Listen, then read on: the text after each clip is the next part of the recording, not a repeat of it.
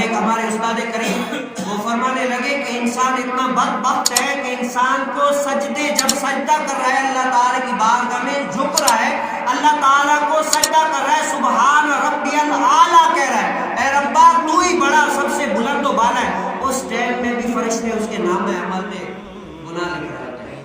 اب آدمی کا عقل ہے, ہر کوئی سوچتا ہے آدمی مسجد میں آ جائے ثواب کی نیت سے کرے اس کو ثواب ملتا ہے, لیکن سجدہ کرتے وقت اس کو گناہ کیوں مل رہا ہے, وجہ کیا ہے؟ تو مفتی صاحب نے, آپ میری طرف توجہ کیا, مفتی صاحب نے ارشاد فرمایا کہ آج کل نیٹ کا زمانہ ہے. کیا ہے؟ آپ نے دیکھا ہوگا کوئی سمیں ہوتی ہے, سمیں, اگر سمیں پہ لوگوں نے کیا گانے لگائے ہوتے ہیں, آپ نماز پڑھ رہے لوگ آپ کو کال کر رہے ہیں, اب آپ نماز پڑھ رہے لوگ آپ کو کال کر رہے, اس کال کرنے والے کو کیا گانا سننے میں آ رہا ہے, لگایا آپ نے یا آپ کو گانا سننے میں آ رہا ہے, اگرچہ آپ یہاں پر سجدے کی حالت میں, لیکن فرشتے آپ کے نامہ اعمال میں گناہ لکھ رہے ہیں.